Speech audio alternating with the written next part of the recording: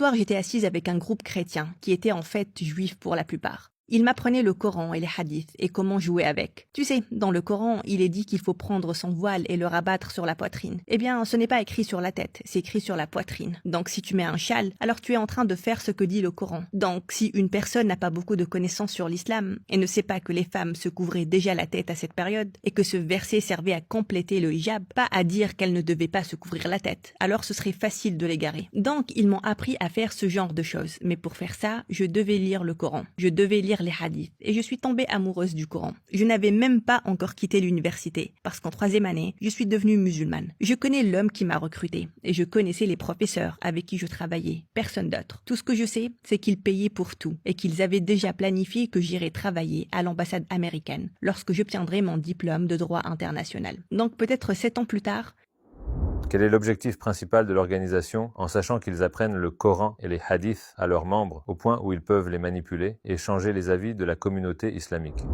ce qu'ils voulaient, c'était le pouvoir et le contrôle. Ils se sont aussi rendus compte que, parce que je leur ai demandé pourquoi on cible le féminisme et les femmes, et leur réponse était « si tu détruis un homme, tu détruis un homme. Si tu détruis une femme, tu détruis les générations qui viennent après elle, pour qu'ils ne pratiquent plus autant l'islam, pour qu'ils s'affaiblissent et se concentrent davantage sur la dunya et non sur la akhira. » Ces gens peuvent être facilement manipulés et déplacés, et ils en faisaient ce qu'ils voulaient. Ils se moquent de savoir si ces personnes iront au Jannah ou Jahannam. Ce qui leur importe, c'est on peut les contrôler, on peut les manipuler, on peut faire à cette société ce que l'on souhaite. Tu sais, il y a un vieux dicton qui dit « les moyens les plus efficaces pour contrôler les gens sont le sexe, la drogue et la musique ». Et par musique, on entend tous les médias. Donc, en utilisant ces choses, on influence les gens pour qu'ils fassent ce que tu veux ou qu'ils se concentrent sur cette vie. Comme ça, ceux qui détiennent le pouvoir peuvent faire tout ce qu'ils veulent, et tu ne le remarqueras pas, et tu t'en ficheras, parce que tu es préoccupé par « il me faut cette voiture, il faut que je sois belle, il faut que, tu sais, comme maintenant, il me faut des likes, peu importe ce qu'il me faut, qui est orienté vers la dunya. »